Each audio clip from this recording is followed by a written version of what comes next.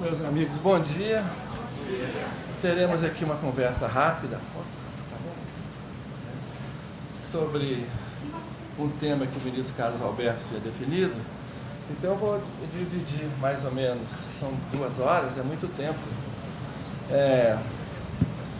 Eu vou dividir mais ou menos, falar uma meia hora, 40 minutos sobre o tema proposto e em seguida, mas para ver assim, porque como o grupo é muito grande, fica difícil, mas de qualquer maneira. Não tem importância não. Isso é para ninguém entrar em fria, né? Não, é para ninguém. Bom, na hora seguinte ou na hora e meia seguinte, se for eu ter perguntado, eu queria conversar com vocês da minha longa experiência na magistratura, de todos os graus da magistratura, desde juiz substituto, presidente de junta, do regional e do TST. Eu li o discurso que o Carlos Alberto fez aqui, dizendo que ele, com relação a vocês, é como se fosse o tio. Eu me sento aqui na condição de avô. Porque eu sou juiz, fui juiz desde 1974. Eu fiz concurso em 72. Em 72 a nomeação saiu, nós fomos aprovados uns 20 e poucos, não me lembro mais quanto. E a minha nomeação, teve mandato de segurança, teve tudo, não tinha vaga, e a minha nomeação saiu 2 anos depois. Fui nomeado, portanto, em 74. Depois eu vou falar assim um pouco dessa história, mas depois eu vou falar um pouco das dificuldades que eu tive. Eu morava em Pedro Leopoldo, lá perto de Belo Horizonte, e advoguei durante 13 anos, fui vereador na minha cidade, fui advogado de todo mundo, da prefeitura. Eu até conto, eu tenho que marcar aqui o horário, aqui termina 10, 15, 10 horas? 10 horas. E passo no concurso de juiz de trabalho e fiquei, na época, a terceira região compreendia Minas, Brasília e Goiás. Não eram muitas juntas, que não era várias, eram juntas, mas eram os 3 lugares. Então, como substituto, eu já tinha 4 filhos, morando em Pedro Leopoldo, não havia como me mudar. Me mudar como? Então, eu era juiz substituto aqui em Brasília, várias vezes. Fui juiz substituto em Anápolis, outro tanto. Fui juiz substituto em Goiânia. Fui juiz substituto em Governador Valadares. Fui substituto em Barbacena. Fui substituto em São João del Rei. E a maior parte do tempo fui substituto em Belo Horizonte, que foi a maior parte do tempo. Eu morava perto de Belo Horizonte, então ia de ônibus e voltava. Vim para Brasília, promovido. Criada as novas varas, as novas juntas.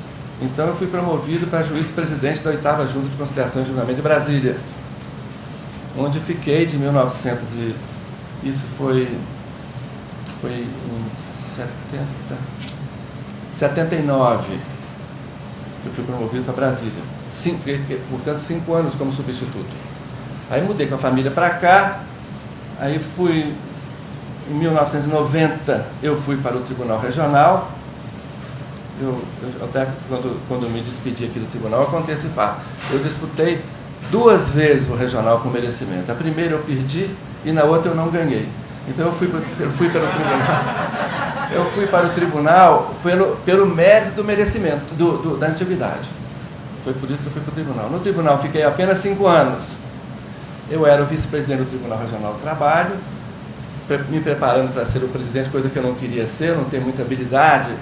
Eu não consigo administrar, eu nem tentei administrar a minha casa. Minha casa, eu sou um obediente servidor da casa, porque é a minha esposa que manda, e por isso a casa vai muito bem. Se fosse minha conta, não estaria tão bem.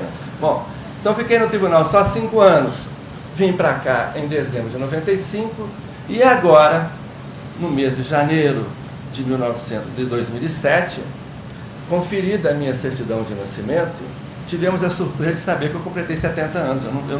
Eu não tinha essa sensação.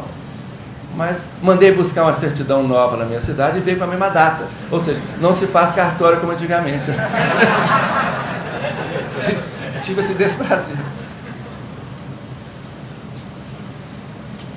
No TST, ocupei todos, só não cheguei a presidente, mas ocupei todos os cargos. Fui presidente aqui algumas vezes no período de recesso e terminei como corregedor. Na condição de corregedor, eu visitei de abril de 2006 até novembro de 2006, 11 estados. Em alguns dos estados que tem gente aqui que passou no concurso. Então eu vou falar um pouco sobre os direitos humanos e direito do trabalho, mas vou voltar logo em seguida a falar sobre a minha experiência de juiz. Como é que começou, como é que era, como é que não foi, onde que o calo apertou, onde que não apertou. Eu, lá no Paraná, tem gente do Paraná aqui também, né? Lá no Paraná, eu me reunindo lá com o juiz, lá com a Morgana e outros lá do Paraná, nós estávamos conversando e eu contando algumas histórias do meu tempo de juiz. Ela falou, mas agora mudou muito. É provável, eu não quero, quando eu falar aqui da minha experiência, não é para que vocês façam a mesma coisa. Realmente as coisas mudaram muito. Mudaram as pessoas, mudou o comportamento, mas substancialmente não mudou a maneira que a gente deve fazer difícil de ser uma pessoa respeitada sem ser temida. Não é fácil. Não é fácil. Você conversar com todo mundo, receber todo mundo e ser muito respeitado e não ser temido. E é uma experiência que você tem que granjear no correr do dia e todo dia. Quer dizer, nessa matéria não há estabilidade. A estabilidade você conquista diariamente. E hoje, ser juiz de primeiro grau é mais difícil que no meu tempo. Porque os instrumentos que o juiz do trabalho hoje vai manejar são muito maiores, são muito mais variados do que quando eu era juiz de 1974 a 1979. Do ponto de vista teórico, eu até distribuí uma palestra. Você imagina, uma pessoa que viveu em Pedro Leopoldo o tempo todo e conseguir fazer uma palestra em Paris é muita coisa. Então eu distribuí, nem tanto, é só mostrar que eu fiz uma palestra lá, o espírito é esse só, não foi outro espírito. Mas então lá eu estava dizendo, porque mais eram juízes brasileiros e juízes franceses, dizendo que a escola da magistratura não é para ensinar aquilo que o pessoal que foi pré-requisito para o concurso. Do ponto de vista teórico, vocês não têm, eu não vou falar sem nenhuma falsa modéstia, vocês estão muito mais atualizados que eu, sobretudo que eu estou no TST desde 1995. No TST, o processo começa no acordo do regional. Muito raramente você tem que ler a sentença. A não ser nós, que somos juízes de carreira, e nós não conseguimos trabalhar sem ler a sentença de primeiro grau. E sempre temos uma decepção enorme, porque geralmente é a melhor parte do processo. Depois vai piorando. Eu falo até o regional, o TST eu não falo, mas até vai piorando. Porque é o juiz que tem lá, que tem o calor do debate, é aquele que decide tendo visto as pessoas. Bom, vamos falar muito rapidamente sobre o tema, porque senão o Carlos Alberto pode me aplicar uma punição por não ter falado nada do tema que ele propôs. O tema que ele propôs diz respeito às relações humanas, os direitos humanos e as relações de trabalho. Isso vocês estudaram agora recentemente, eu com um pouco mais de meia hora posso falar, mas eu vou dar um enfoque maior à realidade brasileira. Vou falar pouco sobre a realidade brasileira, porque a professora Ângela Gomes, que virá em seguida, que eu pessoalmente não conheço, é especialista nessa área. Ela tem livros publicados nessa área, muitos artigos publicados nessa área. Então, eu não quero falar sobre essa área, que depois ela fala depois de mim, eu não quero que vocês me comparem com ela, porque eu não levarei vantagem. Então, eu vou anunciar alguma coisa, eu não conheço pessoalmente, mas tenho certeza que ela falará em seguida. Como você sabe, o direito do trabalho surgiu por causa dos direitos humanos. Não com esse nome, mas por causa dos direitos humanos. Foi a tragédia humana provocada pelo capitalismo no século XIX, na segunda Revolução Industrial, que provocou a necessidade de surgir um direito novo. Porque o direito civil não conseguia responder àquelas novidades. Quais eram os pontos principais que predominavam durante a Revolução, especialmente a segunda Revolução Industrial? A primeira, o contrato é sagrado. Assinou o contrato, tem que cumprir. Pacta sunt servanda. Essa é a base de tudo. Essa é a base de tudo. O Estado não pode interferir na economia, nem nas relações de trabalho. Porque toda vez que o Estado interfere, ele atrapalha. E se o empregado assinou o contrato, ou firmou um contrato por escrito ou não escrito, se fez esse contrato, tem que ser cumprido. E o que interessa mesmo é o desenvolvimento de tudo, o desenvolvimento que vem com as máquinas. E como vocês sabem, a tragédia humana foi cada vez maior. O liberalismo total, o pacta sunt servanda, a predominância da economia. Há uns livros do Robensbaum sobre o mundo do trabalho, onde ele fala que antes de ter o trabalhador na fábrica, antes ele tinha algumas garantias, que a fábrica foi destruindo. Como vocês sabem também, a fábrica é uma coisa nova, a fábrica é do século XIX, onde num espaço pequeno, 1.000 pessoas trabalhavam, 2.000 pessoas trabalhavam. Eu esse dia estava conversando com o pessoal aqui da Itaipu, Nacional, que na Itaipu, na época que começou lá, eram 40.000 empregados, um espaço relativamente pequeno. Pedro Leopoldo, acho que tem 40.000 pessoas, há pouco tempo atrás.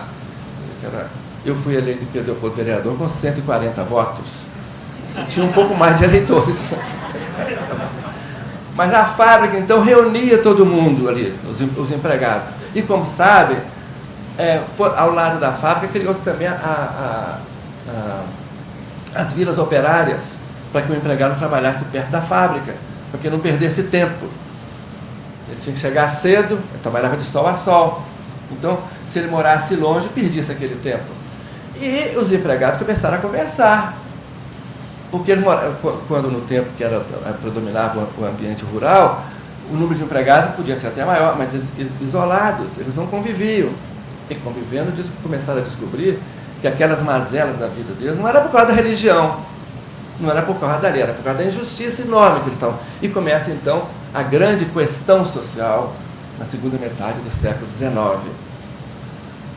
quando a questão social foi crescendo, que o Papa, eu ia até trazer um texto aqui, mas eu não trouxe, o Papa Leão XIII, escreveu pela primeira vez na história uma encíclica social, a Rerum Novarum, que quer dizer, das coisas novas que estava acontecendo, mostrando a tragédia que estava acontecendo. Como sabem, à medida que a máquina foi chegando, o esforço físico foi diminuindo. Então não precisava mais do esforço físico. Se não precisava do esforço físico, nem era trabalho muito qualificado, mas não tinha muito esforço físico, porque a máquina fazia o mais pesado. Então começaram a empregar quem é? Crianças e mulheres, não que a mulher não deva trabalhar, mas as mulheres, de preferência, as mulheres, quer dizer, colocando aqui entre as mulheres chamadas mulheres de vida fácil, não é fácil coisa nenhuma, mas de vida fácil, porque elas não reclamam nada, estão acostumadas a apanhar. E assim foi a grande exploração humana. Tem um filme belga chamado Dying, onde mostra essa tragédia que era o ambiente da fábrica. Então vem o comunismo, vem o fascismo, vem o anarquismo, vem isso tudo lá no final do século XIX. E isso, no século XX, desabrocha esse capitalismo sem limites na Primeira Guerra Mundial. Mas a ideia do trabalho, a ideia de uma lei, a ideia de um direito que regulasse as relações de trabalho, decorre, portanto, não é alguém que sentou e imaginou, não. Foi premido pelas circunstâncias trágicas daquela época. Tanto que, terminada a Primeira Guerra Mundial, quando terminou a Primeira Guerra Mundial, já tinha um país, que era o México, que na sua Constituição de 1917 já falava do direito do trabalho. E logo depois vem a OIT. E a OIT, então, foi criada em 1919, como também em 1919 a Constituição de Weimar, da Alemanha, que também fala do direito do trabalho. Mas não tinha tanta força assim o direito do trabalho. Mas começou a... Qual é a grande novidade do direito do trabalho? É que o direito do trabalho começou a pregar uma intervenção do Estado nas relações de trabalho, para melhorar as relações de trabalho, humanizar as relações de trabalho. Mas isso era um absurdo naquela época. Como é que o Estado pode interferir na fábrica? Como é que ele pode interferir no contrato? Nem a Primeira Guerra Mundial foi suficiente para que isso. Mas acontece que o desenvolvimento do capitalismo desabrochou em 1929 com a quebra da Bolsa de Nova York, com aquela quantidade enorme de desempregados no mundo, a começar dos Estados Unidos. E Roosevelt faz o New Deal. Volta de 1932, 33, na década de 30. O que era o New Deal? O New Deal era uma interferência maciça do Estado nas relações de trabalho e na economia, para que o Estado, intervindo na economia, ele possibilitasse um desenvolvimento maior da economia, mas também estabelecendo leis trabalhistas. Onde isso? Nos Estados Unidos da América. Há estudos, por exemplo, do professor Paul Singer sobre o New Deal, dizendo isso que eu estou falando, acabando de dizer. E muitas dessas leis trabalhistas, limitando a jornada de trabalho, proibindo o trabalho de mulheres e crianças, o trabalho de crianças e de mulheres em determinadas áreas, muitas dessas leis foram levadas à Suprema Corte, que as declararam inconstitucional, porque elas feriam a liberdade contratual. Num primeiro momento, várias foram. Houve um litígio grande entre Roosevelt e a Suprema Corte americana, que depois foi se adaptando aos novos tempos. Bom, passado isso, vem a Segunda Guerra Mundial, e durante logo depois da Segunda Guerra Mundial, vem aquele período da Guerra Fria. De um lado, a União Soviética e os seus, chamavam-se naquela época, os seus satélites, chamado muro a cortina de ferro, e do lado de cá o chamado mundo democrático, onde o mundo seria melhor. E começou a ser criado o Estado do Bem-Estar Social. As coisas são recentes, mas parece que já estão muito distantes. Eu estou falando de uma coisa acontecida antes de 1990. Portanto, há quase 20 anos atrás. Muita gente aqui era muito nova para presenciar. Mas eu cheguei a visitar a União Soviética, ainda ao tempo da União Soviética. Nós passamos lá, tem 20 anos, passamos lá uns 15 dias, visitando Moscou, visitando Kiev, visitando Leningrado, e visitando, na época, a cidade que hoje aquela cidade lá próximo da Finlândia, foi capital, São Petersburgo, que na época chamava-se Leningrado. Mas nós fomos como turistas, eu não estava afiliado a partido nenhum, nós fomos como turistas. Um grupo aqui de Brasília, nós éramos 13 pessoas de Brasília e mais um casal de São Paulo. Então passamos 15 dias lá. E não vimos nada, porque nós fomos lá no inverno muito pesado, mas de qualquer maneira era outro mundo, completamente diferente. É difícil para quem não conheceu na época imaginar que você chega numa cidade como Moscou, uma cidade enorme, ou uma cidade como Leningrado, ou Minsk, que é a capital da Bielorrússia, e você anda na cidade, não tem loja. Tinha loja, uma ou outra. Não tinha shopping. Quer dizer, eu não estou dizendo que é bom ou que é mal, isso é outro juízo. Eu estou dizendo o seguinte, a nossa diária era diária completa. Você chegava para almoçar, havia uma certa liberalidade. De manhã, o guia russo combinava conosco, falando português de Portugal, ele combinava conosco, como é que vai ser hoje? O almoço vai ser que horas? O almoço vai ser 2 horas, 3 horas, assim foi. Quando você chegava, a mesa estava posta. Nunca tomei um café morno, porque o café também já estava lá. Na hora que você acabava de tomar o café, estava frio o café. Servia tudo, estava tudo lá, na mesma mesa. Todas as vezes, era muito, muito rigoroso nessa. A entrada em Moscou, então, era muito difícil. Mas não quero falar sobre Moscou. Quero dizer que era outro mundo. E aqui, no Ocidente, quero falar do Ocidente, começa aquela formação do Estado do Bem-Estar Social. Desejava-se mostrar ao trabalhador do Ocidente que aqui ele vivia melhor que o trabalhador de lá. Aqui era melhor do que lá. Então, começa as aposentadorias pagas, começa o regime de educação subsidiada ou paga pelas empresas. O estado do bem-estar social. O Estado resolve muito mais aqui do que lá. Bom, aí vem a queda do Muro de Berlim. E o esfacelamento do mundo soviético. Eu estive lá em 1900, eu estive lá no mês de janeiro de 1987. Nunca, para nós que não somos da área de segurança, né, podia imaginar que 3 anos depois aquilo não existia mais, sem um tiro. Com todo aquele instrumental bélico para um matar o outro, sem um tiro, ruiu tudo. Um tsunami, acabou. Não sobrou nada.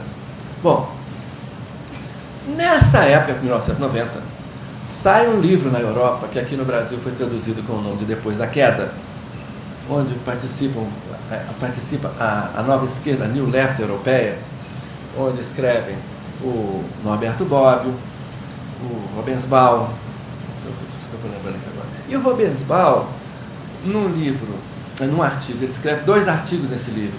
Num desses artigos ele diz o seguinte: o estado do bem-estar social que tínhamos no Ocidente era com medo do comunismo. Já que o comunismo acabou, não precisa ter medo de ninguém. Vai acabar o estado do bem-estar social. E os trabalhadores vão voltar a ser maltratados de novo.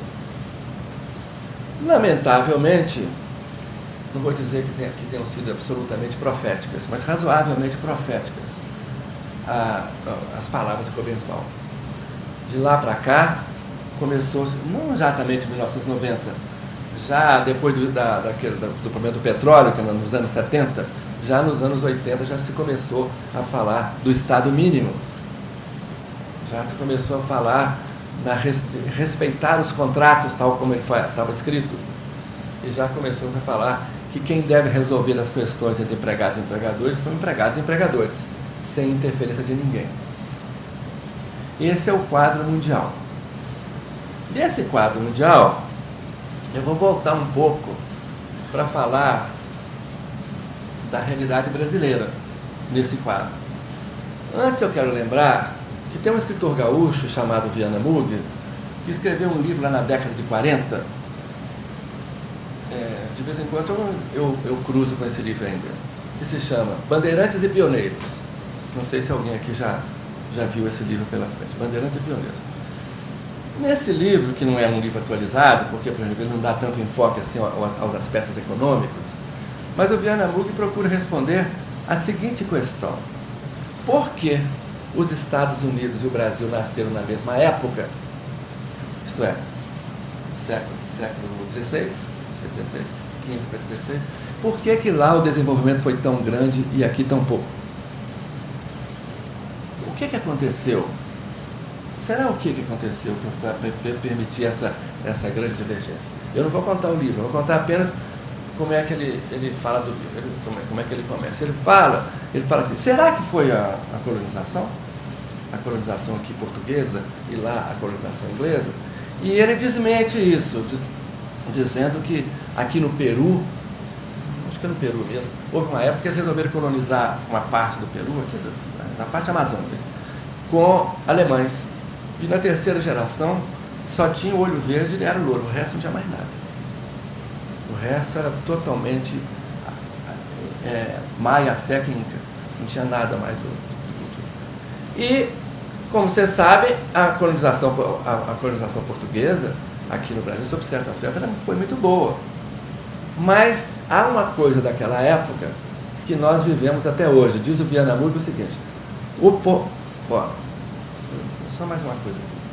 Eu fico com medo de começar a contar muito e não falar nada do que eu quero falar, mas é muito rápido, muito rápido.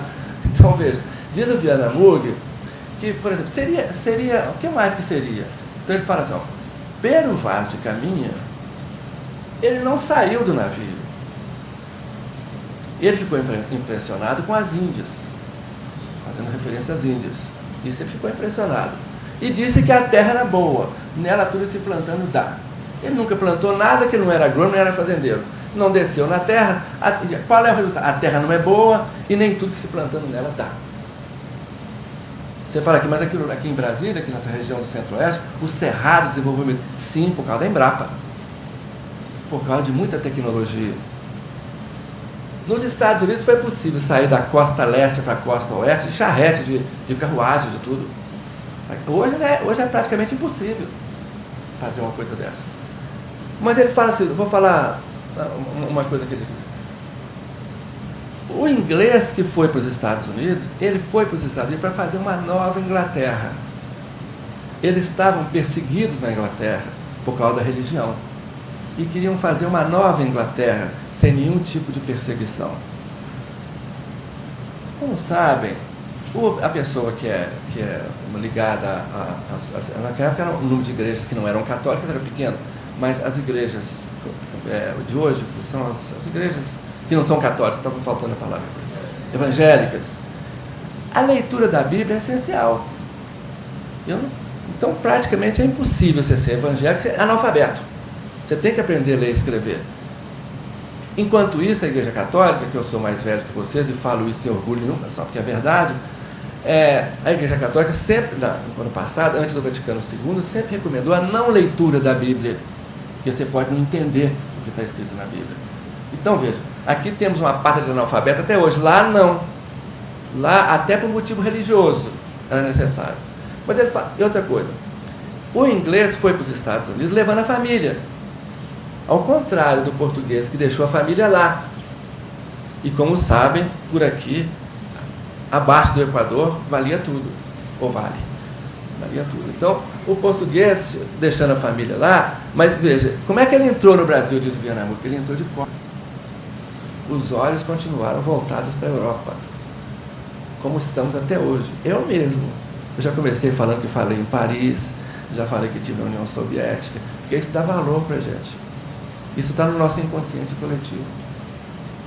Conhecemos pouco do Brasil, mas sabemos muito da realeza francesa, inglesa e tudo. Os olhos continuam na Europa. E essa indelével marca do subdesenvolvimento é uma coisa que nos atrapalha bastante. Não sentimos muito orgulho da nossa realidade brasileira. Eu falo uma coisa que certamente é abusiva, mas se as coisas só existem aqui, a gente acha que não prestam. Na década de 70, quando o mundo ficou apavorado com o negócio do petróleo, o Brasil descobriu aqui uma tecnologia nova com respeito ao álcool. Então logo resolveu o petróleo, paramos, porque só nós aqui temos. Não deu. Mas que lá no Nordeste desviava o dinheiro. Desvia dinheiro no Norte, ao Sul, Leste, isso é outra coisa. Isso não tem nada a ver com a tecnologia do álcool. Bom, um pouco de exagero. Mas então, vou voltar a falar aqui então sobre toda essa evolução numa perspectiva brasileira, puramente brasileira. Bom, numa perspectiva brasileira, como sabem, do século XVI, no século XVII, no século XVIII e praticamente no século XIX, a economia brasileira foi movimentada pela escravidão. O escravo, qual é o direito que o escravo tinha? De obedecer. O escravo era uma coisa, objeto de comércio, ele era sujeito, era um comércio. Eu já vi lá, quem é de Belo Horizonte, que não tem ninguém de Belo Horizonte, mas Belo Horizonte, pertinho de Belo Horizonte, tem uma cidade histórica chamada Santa Luzia. Santa Luzia é uma cidade antiga. E eu era advogado lá em Pedro Leopoldo e fui a Santa Luzia para levantar lá um inventário, estava fazendo inventário em Pedro Leopoldo, e a origem estava lá em Santa Luzia, no inventário antigo de Santa Luzia. Eu fui lá buscar uma certidão lá em Santa Luzia. Então, nesse inventário antigo de Santa Luzia, é que eu vi uma coisa que eu nunca imaginei de ver. Na relação dos bens, está lá, deixou tantos alqueires de terra, deixou tantas cabeças de gado, e deixou tantas cabeças de escravo. Era tudo no mesmo rol, no rol do patrimônio. Era o patrimônio que podia vender. Imagina o que mais não podia acontecer nessa terra. Então a nossa herança de trabalho é a herança da escravidão. As relações de trabalho eram relações essas marcadas pela escravidão, incentivadas evidentemente pela Inglaterra. Agora na Inglaterra comemoraram 200 anos que eles pararam com o tráfico, o capitalismo não tem limite, eles tiveram muito lucro traficando escravos para lá e para cá, até o dia que eles mandaram parar. Nós paramos aqui com o tráfico de escravos, porque Porque, e se o mestre mandar? Se o mestre mandar, faríamos todos. O mestre mandou parar, paramos todos. E continuou também escondido, né? Mas continuou. Mas a herança é da escravidão. Abolida a escravidão em 1888, o que foi feito com os escravos? Vocês podem ir embora. Embora para onde? Fazer o quê?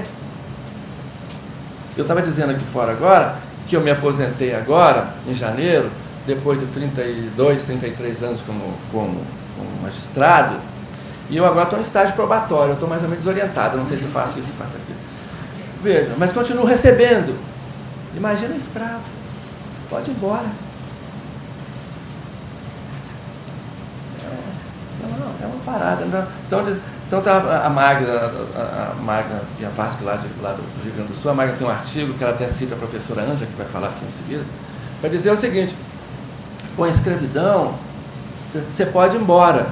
E a lei que se pedia hoje, se pede, impedir que a pessoa possa ir embora, que ele possa continuar na fábrica, no estabelecer mais um pouco. Bom, então a nossa história brasileira com relação ao trabalho é essa história trágica. Há estudos também do Zé Murilo de Carvalho, que é um historiador mineiro, dizendo que quando terminou nos Estados Unidos a escravidão, havia uma preparação para que os negros americanos pudessem fazer alguma coisa, que não teve nada.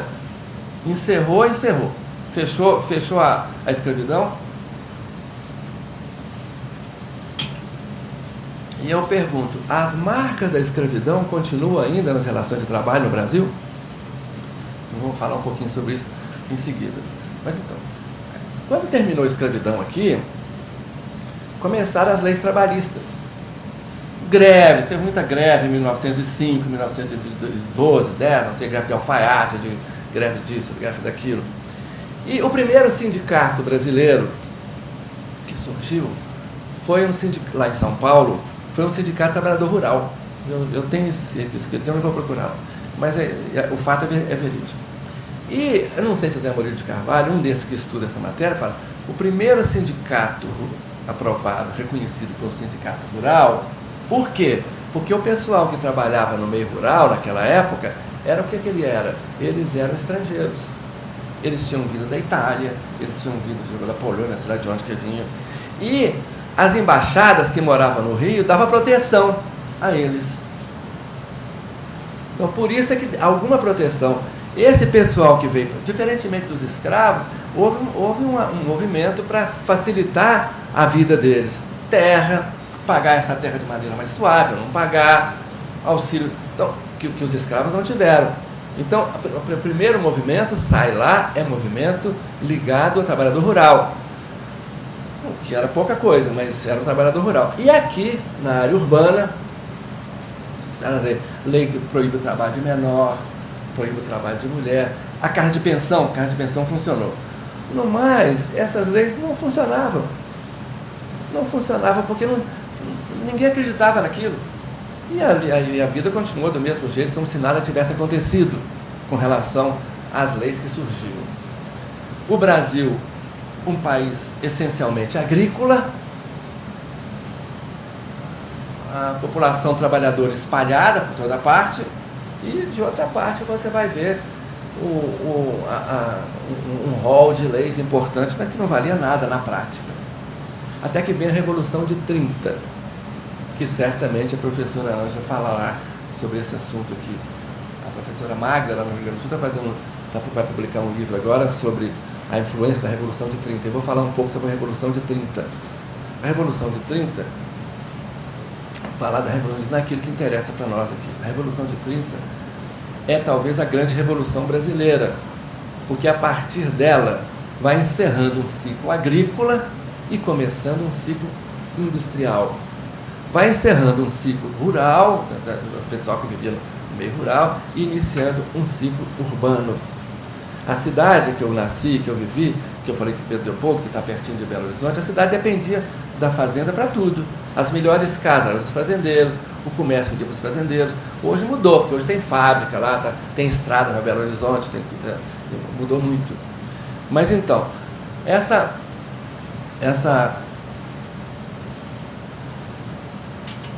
mudanças da Revolução de 30 chegaram também no campo social. É com a Revolução de 30 que começam a surgir as primeiras leis sociais de intervenção do Estado na economia, de intervenção do Estado nas relações de trabalho. Fala-se em férias, fala-se em repouso remunerado, fala-se em jornada, e se cumpre. Criou-se o Ministério. A primeira coisa que se criou foi o Ministério do Trabalho, para que o Ministério do Trabalho pudesse fiscalizar e proibir os excessos. Bom, aí vocês já ouviram muito que a legislação trabalhista brasileira é herança da era Vargas, que se inspirou no regime fascista. Bom, como eu já falei que a gente aqui no Brasil, nós conhecemos muito pouco do Brasil, nós também parece que entramos aqui de costa, voltando para a Europa. Falar uma coisa dessa é muito fácil, mas a realidade não é estudada. Por exemplo, vou falar alguns exemplos. Acabei de dizer aqui agora que na década de 30, para melhorar a economia americana e melhorar as relações de trabalho nos Estados Unidos, foi feito o New Deal, uma grande intervenção do Estado na economia e nas relações de trabalho, para que o capitalismo fosse mais humano. Onde isso? Nos Estados Unidos. Isso teve influência no Brasil? Outra coisa. Os gaúchos que vieram para o Rio de Janeiro para comandar a Revolução de 30, eu estou falando de 30, não estou falando de 37, não. Revolução de 30, a maioria deles era positivista. Qual era a ideia do positivismo com relação ao mundo do trabalho e o mundo econômico? O positivismo, o apostolado positivista, pregava uma intervenção do Estado para assegurar melhores condições para os trabalhadores e o maior desenvolvimento econômico. As ideias dos gaúchos e de alguns mineiros que estavam na história também tiveram influência. Eles eram positivistas. Por exemplo, um positivista importante na época era o Lindolfo Collor. Eu tenho dado um exemplo com uma certa mordacidade, que o Lindolfo Collor ficou esquecido no Brasil, como está de novo esquecido no Brasil. Mas quando o neto dele foi presidente da República, lembrou-se de Lindolfo Collor. O TST mesmo fez aqui uma sala para a dona Leda Collor. Colocou aqui um busto. E todo mundo falava que a legislação trabalhista era herança do Lindolfo Collor. Getúlio Vargas desapareceu. Caiu o Collor, fechou-se a sala aqui, a dona Leda acho que não voltou aqui mais, e voltamos a Getúlio Vargas. Esse é o nosso conhecimento, essa é a nossa fidelidade histórica, que é muito infiel, tem sido muito infiel. Bom, a herança é mesmo fascista? Quem é que fala que não é? Fala que não é, com a autoridade de ter vivido nessa época, é o ministro Arnaldo Susequinde. A professora Ângela, que coordenou um livro que publicado, parece que nesses últimos 2 anos, Arnaldo Susequinde. Ela e mais duas outras pessoas fizeram uma longa entrevista com ele, que resultou num livro, que se chama Arnaldo Susequinde, onde ele conta essas histórias com mais autoridade. O ministro Susequinde já está caminhando para os 90 anos, e com grande lucidez, e com grande juventude. Alguém que já teve algum contato com ele, ele é uma pessoa, eu não estou exagerando, né? Muito afável, de uma cabeça muito arejada e muito moderno. Ótimo palestrante. Ótimo. É impressionante a lucidez dele. Ele se lembra de tudo que ele escreve nos livros. Ele fala. Exatamente. Ele fez aqui, nos 60 anos da Justiça da CLT, portanto, 2003, ele fez uma palestra aqui no TST sem nenhuma anotação, e citando datas e nomes. Vocês sabem que eu estou evitando aqui datas e nomes, que eu não vou lembrar de tudo, mas ele fez datas e nomes. Bom, que é uma figura. Então vocês têm que pedir a professora Ângela, eu não me lembro, acho que a editora Renovar, se eu não me engano. Você conhece o livro? Interessante. Mas conhece o personagem principal. Melhor até conhecer o livro, o ministro Susequinde. Bom, então veja, por aí, eu já estou dizendo, o que a gente devia estudar um pouco é essa realidade do mundo do trabalho no Brasil. Porque é com isso que nós vamos lidar. É com isso. E cheio de cacuete, porque vem do fascismo. Porque quando é algum adversário nosso que fala, tudo bem, mas quando é um próprio juiz do trabalho que fala, quando é um próprio ministro do TST que fala, isso dói mais, porque não é herança do fascismo. Eu enfatizei muito no New Deal para dizer, na época era comum voltar às ideias de Keynes. Então a aplicação nos Estados Unidos do New Deal é a aplicação das ideias de Keynes, que prega uma intervenção do Estado para melhorar as relações de trabalho e da economia. Razão pela qual o direito do trabalho surge disso. Razão pela qual Maurício Godinho enfatiza muito que o direito do trabalho não surgiu contra o capitalismo. O direito do trabalho é uma herança, ele surgiu para humanizar o capitalismo, para civilizar o capitalismo, e não para ficar contra ele. Razão pela qual a extrema esquerda, a extrema mesmo, não tolera o direito do trabalho, enquanto o direito do trabalho, segundo eles, impede o desenvolvimento das lutas sociais. Eu acabei de elogiar aqui o Estado do Bem-Estar Social, eu ia trazer aqui um livro do Boaventura de Souza Santos, dizendo que o Estado do Bem-Estar Social foi uma invenção capitalista para atrasar a luta de classes. Então, o direito que nós praticamos não é direito nem de uma extrema-direita, nem de uma extrema-esquerda.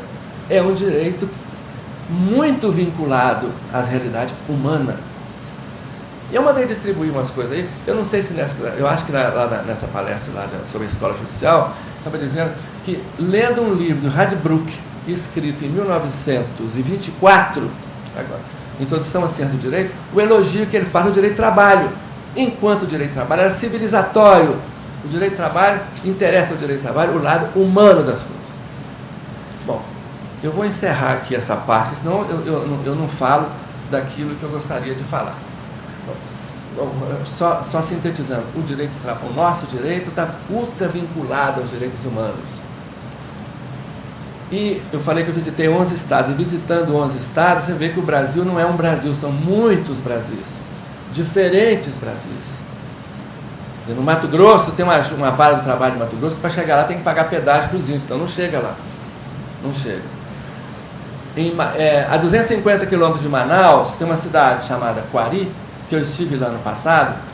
A Quari, você chega em Quari de duas maneiras. Ou vai de avião, que aqui não tem ninguém de Manaus, acho que tem de Belém, né? A de Manaus? Conhece Quari? Então. Aí, nasceu lá? Eu almocei lá. Eu fui a Quari. Não, olha, Quari, eu sempre falo de Quari, porque eu voltei impressionado de Quari.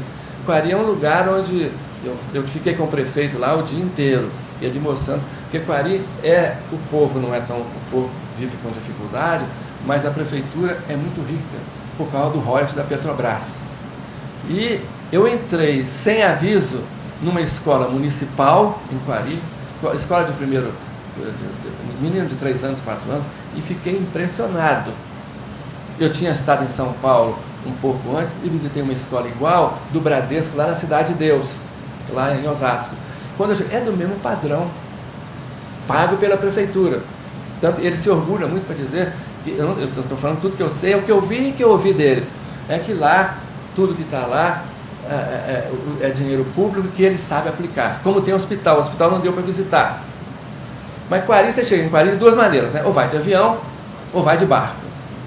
E eu estive lá com o Dr. Braga, que era o presidente do Tribunal Regional do Trabalho do Amazonas, para ver a reabertura da vara do trabalho, que restabeleceram tudo, mudaram tudo, a vara do trabalho, e ver a inauguração da internet, que até então não tinha. Quando que eu estive lá? Em junho de 2006. Portanto, muito recentemente. E agora vai ter outro surto de desenvolvimento lá da Petrobras, que é o gasoduto, né, ligando Quari a Manaus. Pois muito bem, eu saí de lá, da região da Amazônica, e eu fui lá ver o boi de Parintins também. Eu também não posso ficar olhando só direito de trabalho, eu estou perdido. E depois eu estive em São Paulo, fazendo correção em São Paulo. Não estou dizendo que um seja melhor que o outro, mas é um mundo completamente diferente. E nós temos que lidar com o direito do trabalho unificado, que é uma coisa terrível, que você tem que... Aí tem que praticar mesmo as regras da equidade, é o direito do caso concreto. Lá em Quari, agora vou terminar dizendo o que eu disse lá em Quari. Lá em Quari, o prefeito, o Dr. Braga, tinha preparado uma palestra para eu fazer sobre o futuro do direito do trabalho. Na hora que eu entrei lá no auditório, no auditório não, um centro, como é que é? Acho que é um centro de convenções, né? Que cabe lá umas 400 pessoas sentadas.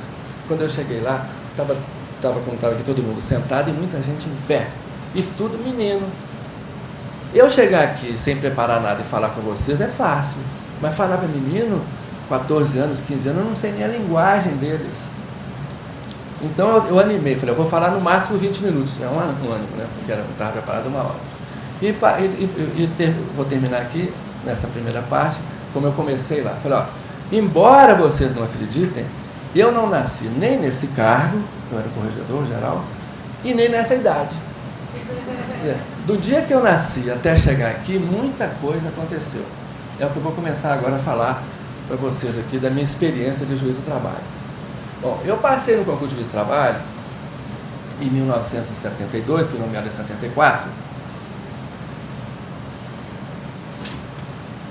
Eu era advogado em Pedro Leopoldo. Então, há coisas que favorecem a gente. Eu morei em Belo Horizonte 8 anos com a minha avó. Minha avó era de herança portuguesa e índia. Então, muito positiva nas coisas dela. Então ela sempre falava, o que tem de ser tem força. Parece que tem medo, você tem força. E eu tive sorte, né? Eu estava sempre no lugar certo, na hora certa. Até quando eu perdia, em seguida, aquela derrota ia representar uma vitória. Bom, fui nomeado juiz do trabalho. Eu falei com vocês que advoguei 13 anos, mas nunca advoguei na área do direito do trabalho. Não é que eu me recusasse, é porque não tinha. Não tinha. Vocês sabem, onde cria-se uma vara do trabalho, imediatamente começa a aumentar o número de ações trabalhistas. Hoje eu não sei, estou falando daquela época. Não deve ter mudado muita coisa. Não tinha, lá em Pedro Leopoldo não tinha. Então, eu nunca tive ação trabalhista. Tive. Umas 10, se foi isso tudo. Se foi isso tudo. E não sei se vocês, quem advogava aqui, chegou a fazer alguma de trabalho com o juiz de direito. Não sei se alguém tem essa experiência. É totalmente diferente. Primeiro, ele detesta a CLT. Acha aquilo um absurdo. Né? E em seguida ele vai embora lá, aquilo lá, não tem nada a ver com ele.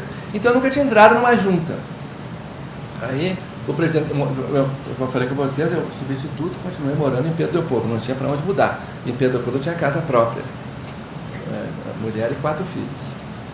Aí o presidente do tribunal me telefonou, eu não conhecia direito, que é o pai do ministro Luiz Felipe Vieira de Mello, que está aqui agora.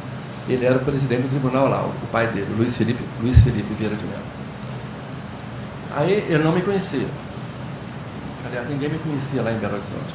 Aí chego lá, ele falou comigo, olha, você tomou posse, você vai continuar morando em Pedro Leopoldo, vou continuar morando lá, porque de ônibus é 1 hora. Não tem motivo nenhum de eu mudar para cá. Tá bom. Então eu vou te colocar numa junta aqui em Belo Horizonte. Eu falei, doutor Luiz Felipe, o senhor não pode fazer uma coisa dessa. Ele falou, por que eu não posso? Não, poder o senhor pode, mas não deve. Não deve. Ele falou, por quê? Porque eu nunca entrei numa junta. Não sei como é que é uma junta. Nunca vi uma junta funcionando. Como é que você vai me dar? Como é que pode o chefe chegar num lugar onde ele sabe menos que qualquer subordinado? Não pode. Ele falou, está sensato. Está sensato. O que você sugere? Eu falei, porque não tinha escola. Não tinha nada para receber os catecúmenos. Não tinha. Aí eu falei, ele falou, o que você sugere? Eu falei, eu sugiro para o senhor, já que eu posso sugerir, me deixa sentado ao lado de um juiz durante uma semana, para eu ver como é que funciona. E depois eu vou para a secretaria. Eu falei, tá bom. Qual é o juiz que você quer trabalhar? Eu falei, eu não conheço nenhum. Tá bom, vou mandar você trabalhar com Hélio Laje. Hélio Laje, que está lá até hoje, tem um filho dele que é juiz do trabalho lá em Belo Horizonte. O Hélio Laje tinha sido juiz de direito. Então fui lá conversar com o Hélio Laje. Então começou a audiência, ele, presidente da junta, aqui está a secretária e eu do lado de cá. E ele avisava, então, o doutor Zé Luciano, que passou no concurso, está fazendo um estágio comigo aqui. Falava em tom de brincadeira, mas era verdade. E eu fiquei vendo. E de vez em quando ele parava e me explicava, eu fiz isso por causa disso, fiz isso por causa daquilo. Isso publicamente. E eu não tinha vergonha nenhuma, porque vergonha é você não saber e fazer de conta que sabe. Se você não sabe e diz que não sabe, você já está absolvido previamente. Aí o Hélio, no último dia adoeceu, eu fiz umas audiências, poucas. Logo em seguida, eu fui designado para ser juiz do trabalho substituto em Anápolis, que eu nem sabia onde é que era Anápolis. Mas Anápolis, naquela época, a junta era muito... não tinha serviço. Então, você saía de Belo Horizonte para Anápolis, ficava em Anápolis fazendo audiência segunda e terça e voltava a Belo Horizonte. E voltava a semana seguinte, não. Uma semana sim, semana não. Então, para mim foi muito bom, porque era uma junta muito tranquila. Muito tranquila. Mas mesmo sendo muito tranquila, você enfrenta problemas que você tem que ter algum equilíbrio para você não agravar o problema. Eu falo, sempre por experiência própria, que o bem precisa de adubo diário, o mal não precisa, ele cresce por conta própria. Não precisa. Agora o bem não, você tem que adubar todo dia, levantar cedo. Eu falo assim, ó, a começar da minha casa, né? Eu fiz agora 42 anos de casado. Então isso tem que ser cultivado todo dia, daqui para lá e de lá para cá, todo dia.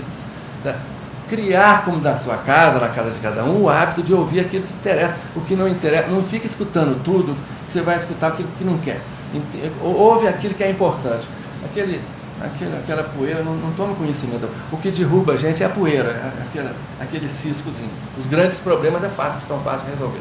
Então a Anápolis não tive grande problema. Mas eu vou contar a primeira audiência que eu presidi em Anápolis. Chegou lá uma senhora, era uma empregada doméstica. Toda audiência de empregada doméstica, até hoje, é complicado. É complicado. Eu tinha outra situação complicada, que eu não participei, porque eu não tive lugares que tivesse trabalhador rural, é trabalhador rural também. Porque até o dia da reclamação é compadre e comadre. O dia da reclamação, não. Aí ele não tem documento, ele não pegou recibo, empregado doméstico é a mesma coisa. Aí chega lá a Maria, não sei o nome dela, Maria sentou lá. E lá sentou uma moça novinha. Eu perguntei, você que é fulano? Então, não, eu sou a filha dela. Ela me deu autorização para resolver tudo. Eu sou estudante de odontologia. Então, eu não discuti se pode ter preposto. Você vai discutir umas coisas que não tem sentido também ser discutido. Então, começou a audiência. Eu perguntei para a menina lá, para a mocinha. Você está já disposta a fazer um acordo? Eu falei, não, primeiro preciso saber o que a Maria quer. O que ela quer está escrito aqui. Ela pediu, vamos supor que fosse hoje, pediu R$2.000.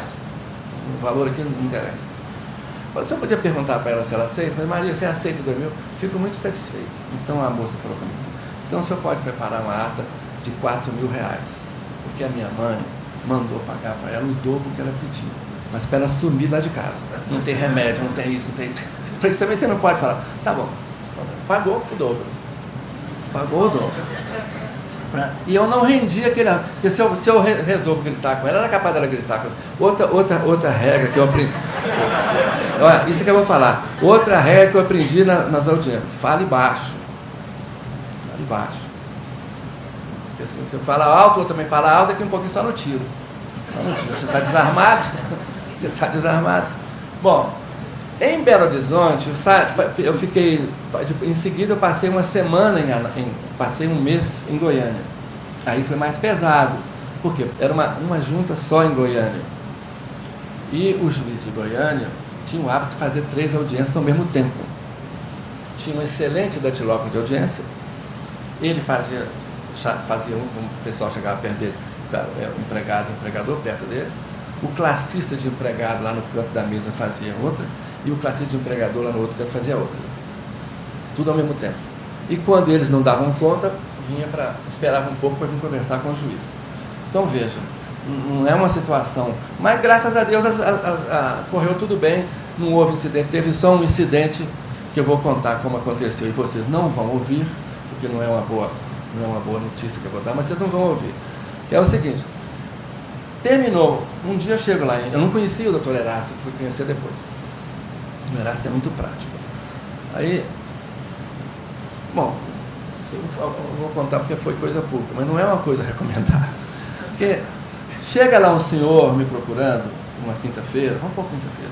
Eu tive aqui na semana, 3 dias atrás, o reclamante não compareceu e o senhor falou que eu podia ir embora.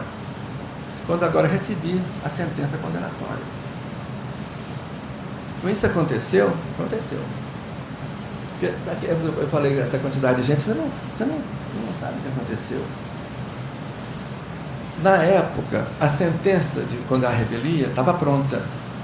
Tinha tudo, era só preencher. Com 1 minuto, a datilógrafa, que era assim, quando preenchia, está lá, compareceu fulano, não compareceu fulano, não compareceu fulano. Ela inverteu. Então, ao contrário de mandar arquivar, a condenação, e condenou a pagar as parcelas inicialmente pedidas. Porque se fosse discriminar, não discriminava. E eu fiquei, você imagina, não,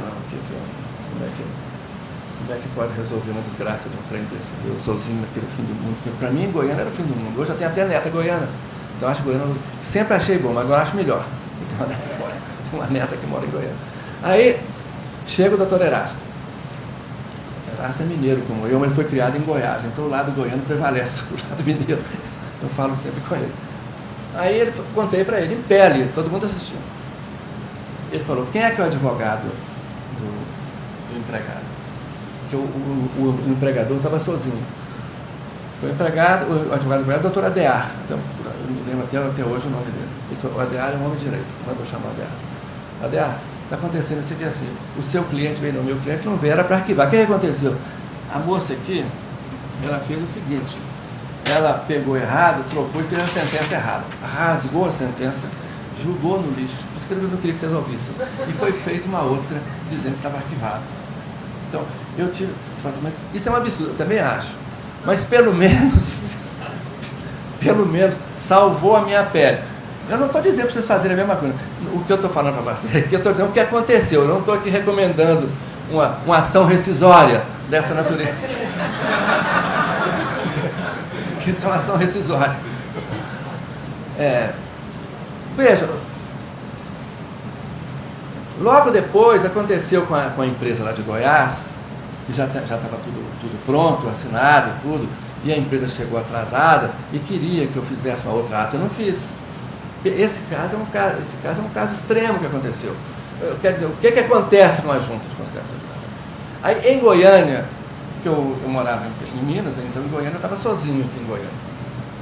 Então, sábado e domingo, eu dava sentença todo dia, porque as juntas não tinham assistente, você tinha que fazer tudo. Máquina manual.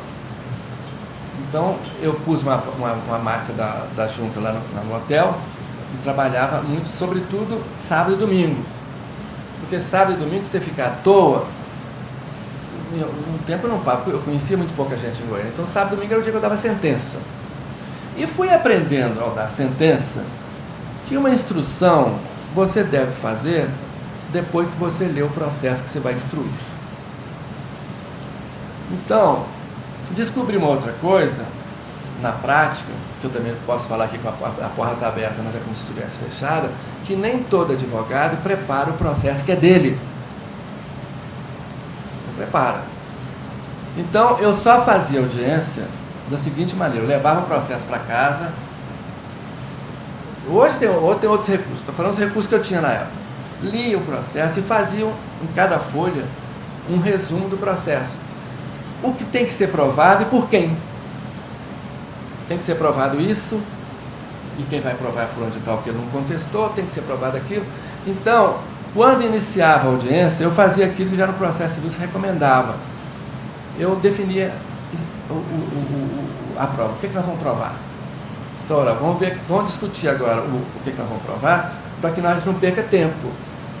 E perguntar para o advogado, isso aconteceu muitas vezes, o advogado do empregado, para eu vir provar que ele, provar que ele sempre teve um bom comportamento. Mas não há alegação de justa causa. Não há. Aqui nós estamos discutindo aqui, é hora essa, mas não sei o quê. Se a testemunha fosse só para isso, nem vou ouvir. O empregador é a mesma coisa. Estabelecido o ônus da prova, aí começava a audiência. O índice de incidente é mínimo. Porque, primeiro é o seguinte, os advogados ficam sabendo que o juiz conhece o processo dele. E isso não deixa de ser uma coisa importantíssima. E segundo, que o juiz é isento, que o que ele falou para um, ele falou para o outro. e falou baixo. Não agrediu. Veja, isso é uma coisa tão simples e de praticidade absoluta, porque você evita incidentes. Sempre. Quando você indeferia a pergunta, eu sempre indeferia assim, ó, doutor, você está fazendo... Porque ele está com o cliente dele lá. Se você falar com ele que essa pergunta é idiota, ele vai ter que te agredir por causa do cliente dele. Ele vai ter que... Então, fala, doutor, a pergunta é uma pergunta interessante, mas eu acho que nesse processo ela não tem sentido. Então, vamos fazer o seguinte. Olha, eu estou falando assim, então isso aconteceu. Você pode aqui perguntar em Brasília, que eu fui juiz de junta em Brasília muitos anos, nunca teve incidente. Não, nunca teve, não. Sempre tem um dia que as coisas não estão boas, né? Quer da sua parte, quer da parte dos outros.